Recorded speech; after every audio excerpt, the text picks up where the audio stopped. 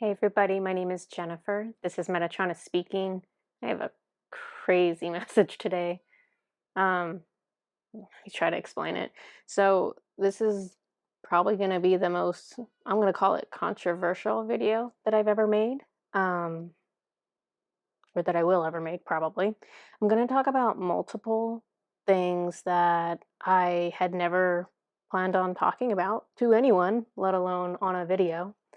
Um, Okay, so all I can tell you is that some of these things are are going to challenge your current belief system, probably. Even those who know me really well, really, really well, um, I haven't even talked about some of these things to anybody at all. So this is going to be new information, one way or another.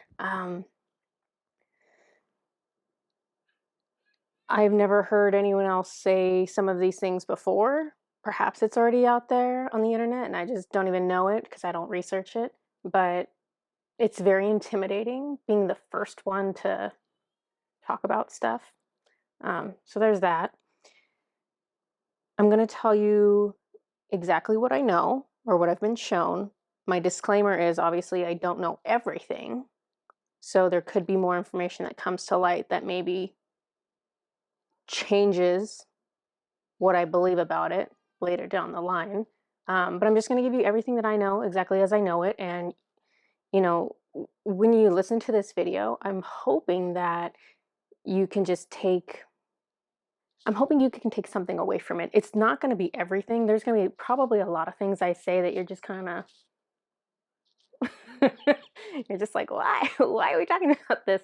And the topics are it's gonna bounce all over, to be honest. So you're gonna think we're talking about one thing when I start off this conversation, and it just pivots all over the place.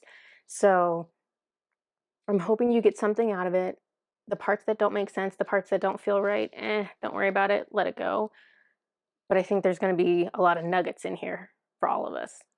Um, so the original message that I'm planning on sharing with you is a channeled message from the Mantids. Ooh, I have energy right now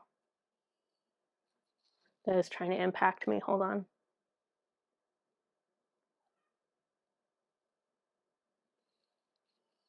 Okay. Yes. Oh yeah. I'm gonna keep going with this video because I've never had a spiritual or psychic attack before. Obviously, while doing the video, I normally get like interference, like somebody will mess with my equipment or, something else. Never an actual attack in the moment. So clearly somebody doesn't want this message out. So that means we're going to get the message out. So, what a great segue. I'm being attacked right now. I actually need to talk to you about psychic attacks. And right now, what I'm feeling, just so you know, in case you ever get this, there's a pressure that's coming down on my head. I can feel it here in my crown. You can feel it here across my eyebrows. So it's like pressure on my third eye, pressure on my crown. So that's where they are attacking right now. And I asked Archangel Michael to come in and remove them and clear any portals. So that will clear up. Yeah, but it feels like a headache. Feel in the back of my head. But so let's talk about, I want to actually talk about mantids for a quick second. So I have this channel message from the Mantids. However, the first time I ever communicated with them or was introduced to them, I guess I should say, was maybe, I don't know, it was less than a week ago. And I woke up in the middle of the night and I saw what looked like, I don't know, like 7 foot tall, maybe. It looked cross between like an ant and a praying mantis. And the second I saw it, I was immediately scared because it was over me and it was trying to interfere with my energy. It was trying to damage some parts of my energy. So these are not, I don't think this is a very common experience to have because you have to be able to sense them enough to know who it is and all this stuff. I think normally people would just wake up in the middle of the night and not know any better, just think they're awake. It's not painful normally when they do this. Normally it's like pressure, or like if they mess with your solar plexus, it might feel like nausea. Um, so it's it's more subtle. It's not like an attack with a physical being where you are well aware of everything. Although it can be more physical. They can, remember, spiritual beings can move your energy. So just the same way Archangel Michael can like pull me back and save me from like stepping into traffic, these other beings can move us around too. So just throwing that out there. So spiritual attack. So they were over me, they scared me. This does happen to me semi frequently now. And the only reason it's happening is because I'm a light worker. I'm somebody who's putting out videos. I'm somebody who's trying to assist others with the ascension process. There are certain extraterrestrial beings that are not supportive of our ascension. They want us to stay in a low vibration. They love incarnating here and being powerful and controlling people and keeping the status quo. So normally it is cyborgs, it is reptilians, and it is draconians are the three kind of famous extraterrestrial races that are interfering or trying to interfere with us ascending. And so those are the three races that I normally see in the middle of the night or whenever that are doing the attacks. So this was really unique. So the first time I'd ever seen a mantid and it's an attack, well, that kind of stinks because they are a very nice race of beings that I had never had communication with. And so I was kind of feeling like, oh man, that's horrible, because now I have this negative association with mantids, and that's unfortunate because that whoever that was is not like representative of their race. It's almost like if you take I don't know, some kind of criminal or convict or something from Earth and you send that as a representative of Earth. Well, no, that is not necessarily how we want to interact with everyone else on other planets. So I asked Metatron if he could have the mantids come to me and just channel a message to me and just kind of give me a good and positive association with them, because otherwise, they're going to go to channel with me and I'm going to like cringe and panic, which is sad. So they did come to channel with me the other day, and I'm not even done channeling with them yet. The message is so massive. This will be at least 2 videos, but I'm not even done yet. And they talked about everything. So let's talk about it. So they said, "Do not be afraid. We are friends to you." It was 2 of them that showed up. Both of them had male energy. "We have come at your request so that you may set the record straight, so that we may set the record straight. We do not condone the behaviors of rogue beings who seek to harm others. That is not our way. That is not representative of our species. We are gentle. We have manners. We are intellectuals. We seek knowledge and understanding and value kindness. This is how we teach our young. We are disgusted that some would enter another's home without permission for the express reason of harming them. We know who was there. We know their history. We know who they work with. They are elusive and not easily located. They have become masters of sliding into cracks in the universe and hiding. They act as vermin in more ways than one. Please do not fear our people. We do not want a bad name. We have waited a long time as a species to make a good first impression on Earth, and a few criminals are trying to ruin that for us." So this was the first mantis that was speaking to me. Then the second mantis takes over the conversation, and he says, "Do you want to know about the universe, Jennifer? We can tell you. We love astronomy, quantum physics, galactic sciences. We can show you how worlds are born. We can show you anything. We are keepers of knowledge, but we are ready to start sharing it. And so, of course, I had to interrupt, and I was like, can you show me how worlds are born? I want to see this. Um, so they showed me like, it was like a spiral of particles that came down, and it kind of started consolidating in one location. And there was like a force or a pressure that was applied to those particles so much that it eventually became the solid planet. And it was interesting because it spiraled down, and it was consolidating almost like it was in a centrifuge or something. I don't know if you guys know what that is, but it was putting the pressure on it, and then the planet was still spinning in that same direction as the particles had come down. So that's what they showed me. The conversation's going to start going all over, so I'm going to keep giving you these like backstories to try to get you up to date on what I already know, because they know what I know, and so they are layering on top of what I know. So they're going to be talking about the blueprinter planet, which is Gana, which is the first planet that was ever made. So for all planets, when the planet is created, when God is like, hey, we are making Venus, he then makes souls to incarnate on Venus. And then theoretically he could take other souls from other existing planets, or that had originally incarnated on other planets, and he could bring them to there as well. But there's always new souls made just for that planet. So with the blueprinter planet,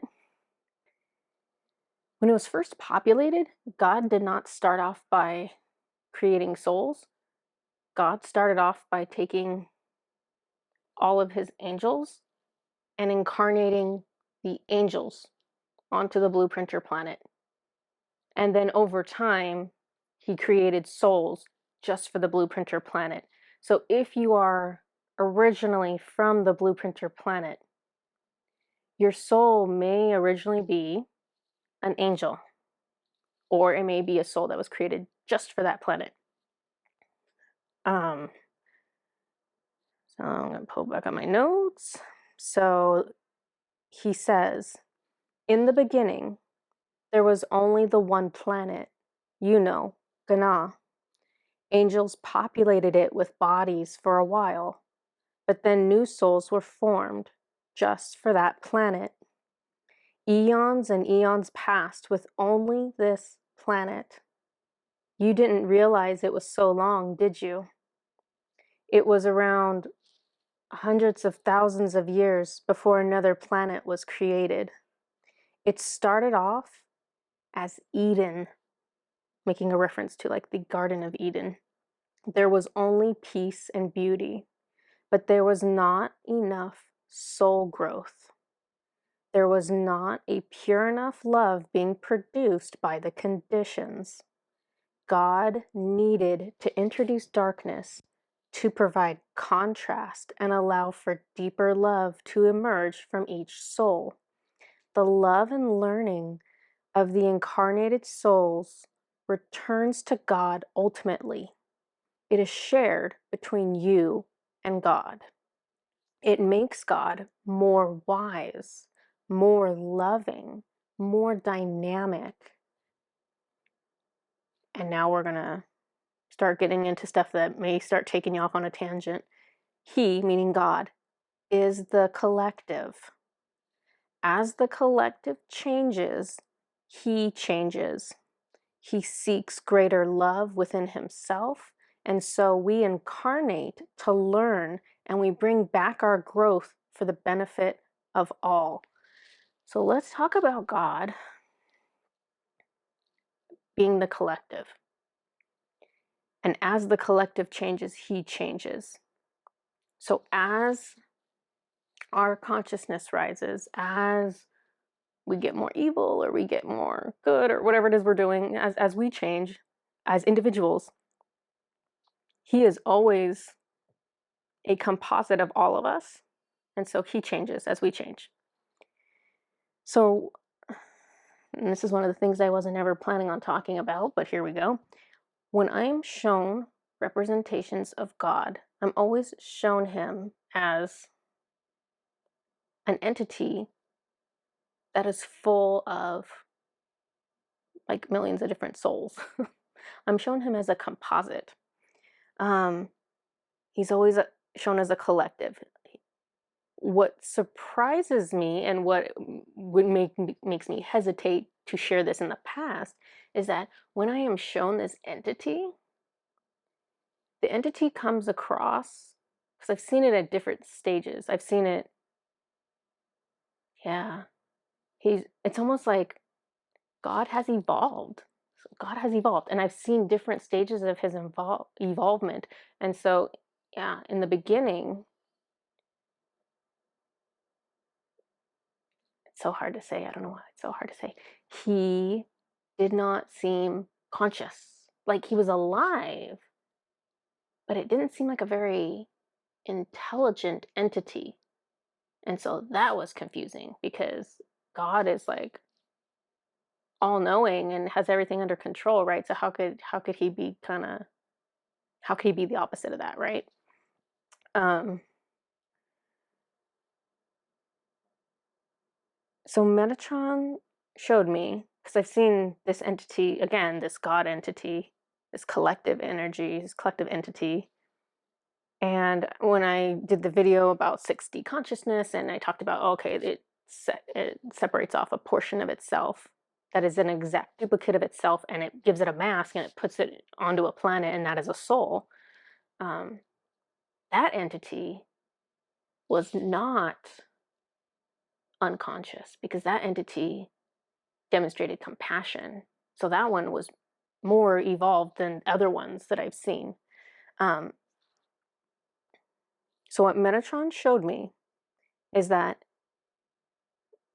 we all started off as this blob, if you will, this singular entity. We all started off as the one, but we weren't conscious. And so to gain consciousness, Metatron told me we had to be split up. We had to separate off because he says that we had to be aware of something other than ourselves to be conscious. So if we, the one, are the only thing in existence, if we are the only thing, there's nothing else to be aware of. There's no way to get consciousness. And so we were split. Okay. And we're going to keep going. It's going to keep getting more involved. So from what I can tell, and this is not going to sit well with a lot of people, so that's my warning, because it's hard for me, and I'm the one who sees it and experiences it over and over again, and my ego still doesn't like it. So from what I can tell, there is no God, the individual. From what I can tell, God is literally the term for all of us combined in the collective. But there is no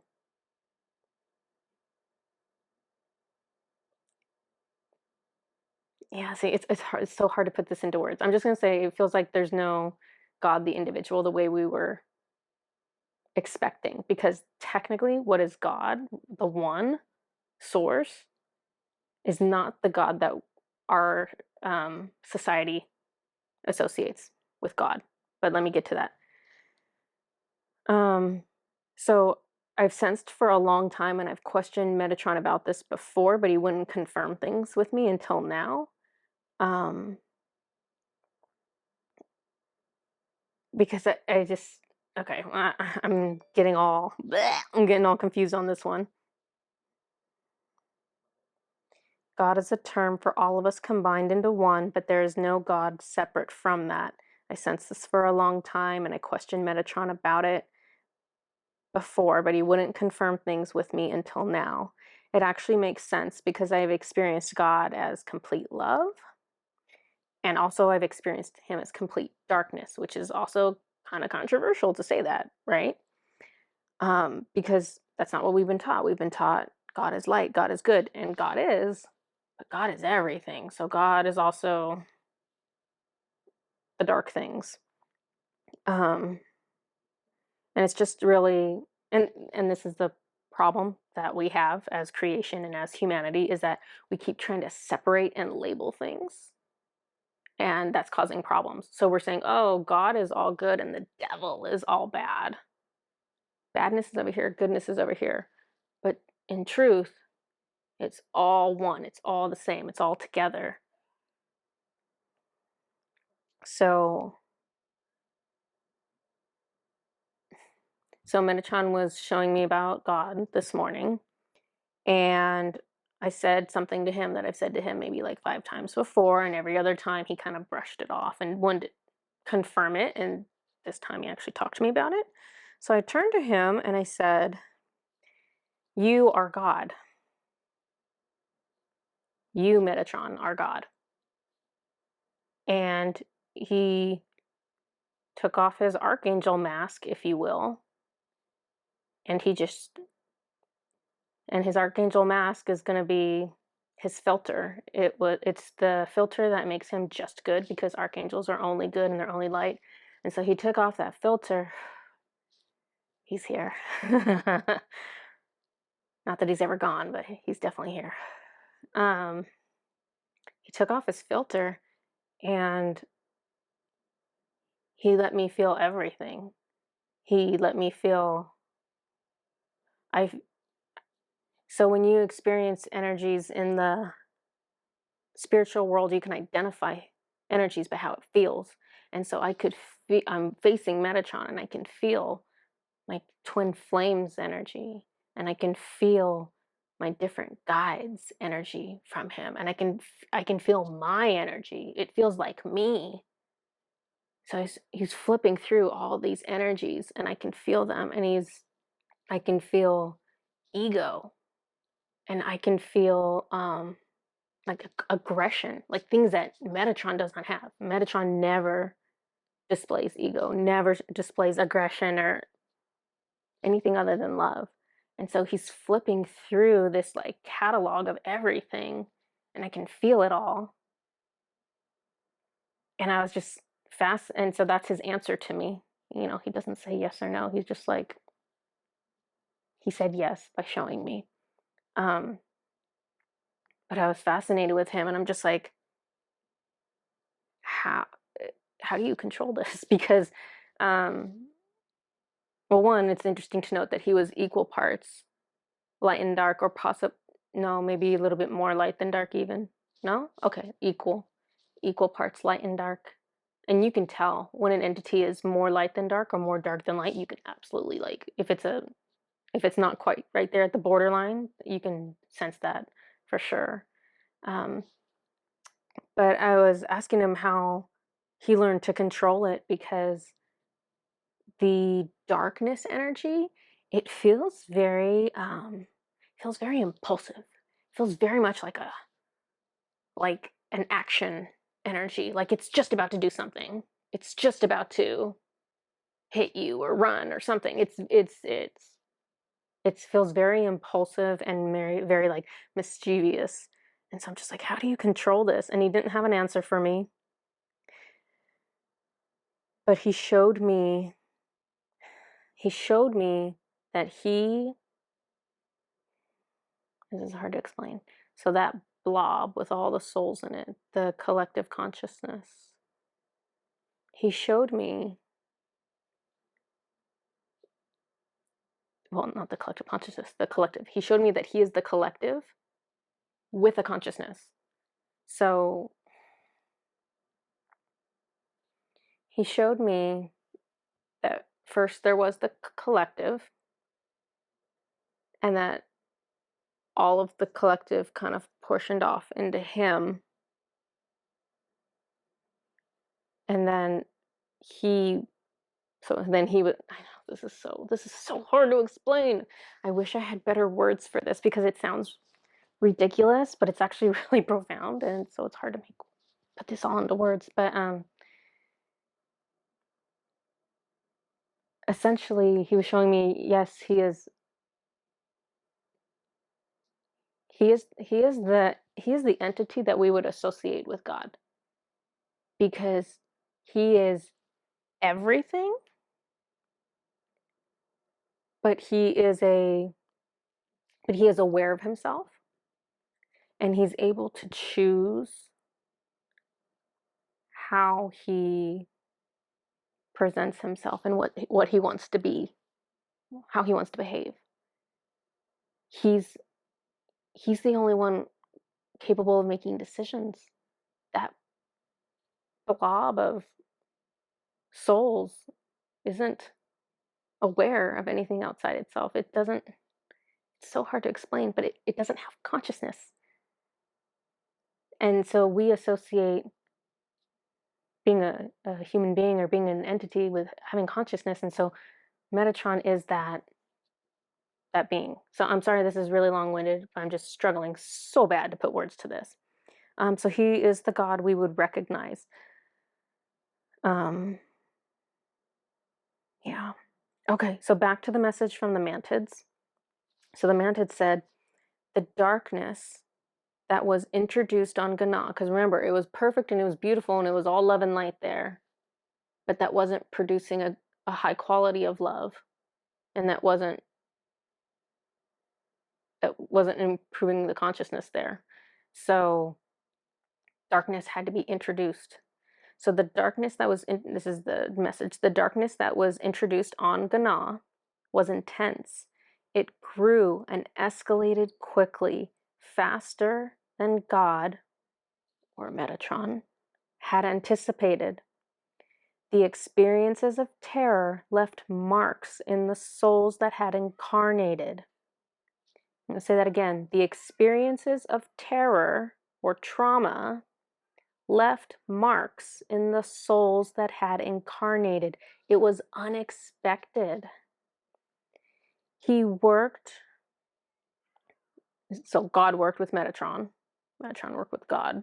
At least this is how they're telling it to me. He worked with Metatron to understand why the souls were changed by trauma and how the process could be reversed or remedied. So we have these souls, they were like angels, a lot of them. They were angels for a long time. They're only used to love and light and all this good stuff. We incarnate them, we let them have love and light there. Then we're like, okay, just kidding. We have to start introducing darkness. So we start introducing darkness, and holy cow, the darkness is traumatizing these souls and is changing and impacting the souls. And God or Metatron did not see that coming. So now they're trying to figure out, how do we reverse this? Because we don't want to have damaged souls. The lifetimes on Gana were intense beauty and peace and love, and intense darkness and suffering. It was jarring to the angelic souls who had existed always without darkness. It was disorienting. It was a difficult time of adjustment. Lifetimes were repeated over and over, sometimes to experience a slightly different outcome that was agreed upon before incarnating. For example, like a different way of dying. So you keep living the same life and you just die a different way each time, just so you can be like, all right, well, I died this way, this way, this way, this way. Because remember, we want to experience everything. Sometimes the lifetimes were important and God required a certain outcome to the storyline. But when free will chose otherwise, the lifetime would keep repeating until the desired choices were made. And I have seen this before. And it happened a lot on this first planet. God doesn't really do things like that anymore, but he used to do things like that. Or I guess I should say Metatron didn't used to do things like that. This was a learning process for God, or Metatron. He no longer has timelines repeat because of a required outcome. If he requires a specific event now, it will be hard-coded into a lifetime and be unavoidable by the one incarnated. The Mantids say, your greatest fears are from that planet, and your most fulfilling love is from there too. It is more extreme in both ways than the planet you live on now. So even if Gana is not the planet you originally incarnated on, every soul, even the earthers, even the ones who are the souls were made for Earth, everyone has incarnated on the blueprinter planet. Everyone has experience with all that intense magic, all the, the dragons and the unicorns and the elves and then also all the horrible stuff. Everyone has experience with all of that, so it's very much in our collective consciousness. As you can tell from all the authors and movie writers and everything else, that fantasy element is very prolific in our storytelling, right? So where does it come from? This original planet. And then also, I just learned, because I recently had visions that were terrifying from that planet, past lives that I had trauma in that needed to be shown to me in order to clear the trauma. Um, and so I can now see how that planet was and is the inspiration behind horror films. And I would have never guessed that. It threw me off guard so badly. So let me just tell you I'm just gonna really briefly explain my vision. So I saw a lifetime, well, 3 lifetimes on Gana. They were all basically identical lifetimes. They were just little details that were different from little choices that had been made differently. But they all started off like heaven and they all ended up like hell. So it starts off like heaven. I'm an elf. I have a male partner that I'm just in love with.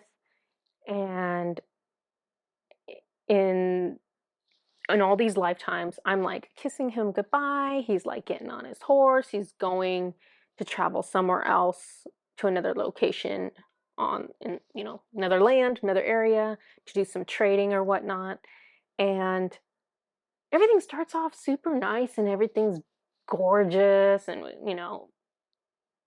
I'm so happy, right? I'm like, this is a great vision. I love this. And then it starts getting really shady.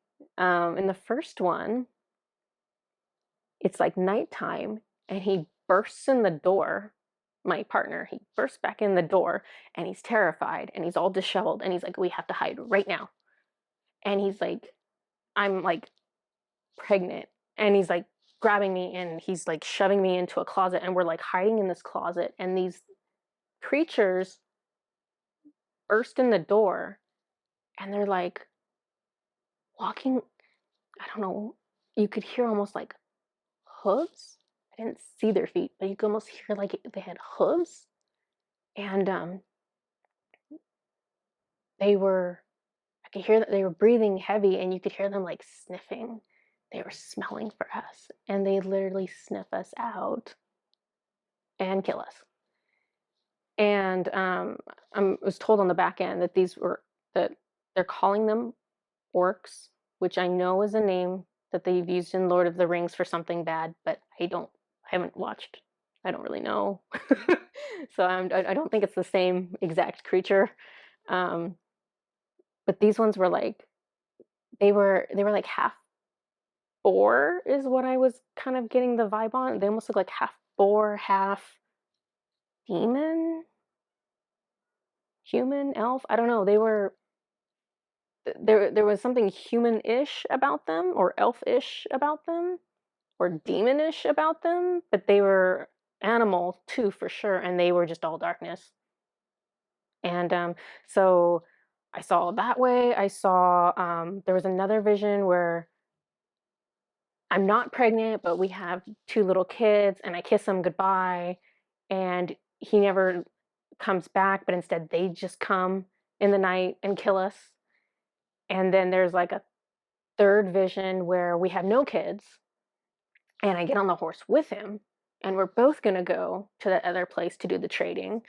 And we get to this place where the energy just does not feel right. We're like in the woods. We're trying to go down this pathway, and there's like a cave off to the side, and it's like you can just tell there's something in that cave that we shouldn't be around. And it's like too late. They like come out of the cave and they like knock us off the horse and they kill us and they drag our dead bodies back to this cave to like eat us. And so it's like, really? This is the same planet with unicorns and dragons and waterfalls? So there were some intense storylines there for all of us. And so that's where horror stuff comes from too, I'm fairly certain. All right. Sorry, guys. I really am going off on tangents, but if you want to know, now you know, right? Let's see. Okay, so I'm still talking to the Mantids. And I told them, I've seen some of the monsters from Gana, referencing these orcs. Did God make them? And they said, no, the cyborgs did. And I was like, but the cyborgs weren't even around yet. There was only like this one planet. Not that I even knew where the cyborgs came from, but it just didn't sound right. And so the Mantid said, the cyborgs have no planet. That is why they take from others. The cyborgs are your darkness. The cyborgs are the things you reject and repress about your own nature. You split off your own souls trying to get away from darkness because it feels so foreign. These split off souls were still intelligent, and without love, their only motivation was to become smarter and more powerful. They built themselves bodies. They work tirelessly to create new technology for themselves that can give them an advantage over the light. When they replaced their hearts in order to improve them, they severed their connection with God and their souls died. The intelligence and dark energy remains. It cannot be destroyed, only changed. Hey, we all remember this from science class, right? Energy can't be created or destroyed, only changed.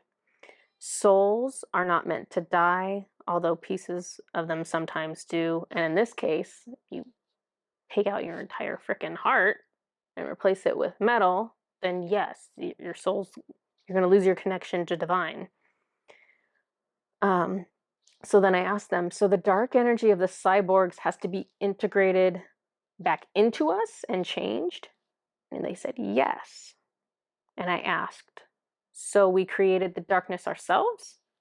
And they said, no, there's some darkness that is natural from God or from source. Anger, jealousy, envy. It is the rejection and the fear of those naturally dark things that leads to separation within yourself. Separating a part of your soul from your light allows it only to be dark. And so it is unnatural and unbalanced darkness that is created by doing that. So you get things like rage and murder and hatred. It has no source of light to balance it because we contain the light, right? We keep our light and we're like, oh, I don't want to be dark. I'm going to push this away from me. So you're separating your darkness from the light. Well, now it has no light to balance it. Now it's just pure darkness, right? It must be returned to the whole soul to be rehabilitated, to have the unnatural darkness changed to light, and to have the natural darkness accepted back into the whole. So two pieces to that. We're supposed to be welcoming back the darkness to say, yes, part of you is natural. It's okay to be angry. It's okay to be jealous. So there are naturally dark things. It is okay to be those things. I'm going to accept those and keep those. And then it's taking those unnaturally dark things and letting them be transmuted back into the light. So the crazy thing is, Metatron a long time ago gave me a process for this. I'm trying to think of the name of that video. I believe it is, I'm probably going to remember the title wrong. Whatever the title is, I'm going to put it in the description. It is a process that you can use with water. It's like how to become whole again. It might be something like that, where it's talking about integrating your darkness and your light back together. So using this process is really simple, and it's something that can help you call back some of that darkness that needs a proper home and needs to be transmuted. Um, I'm going to stop here for the message because this is a really long video. And also, I still have a lot more coming from the Mantids. So I'm going to make a part 2 of this and tell you more about what they've said to me. So I hope some of this was useful, was helpful, was interesting, was entertaining, something. It's the best truth that I can give you. I know a lot of it is extremely hard to swallow, so sift through it, take what feels right, and discard the rest. Okay? And I'll see you guys next time.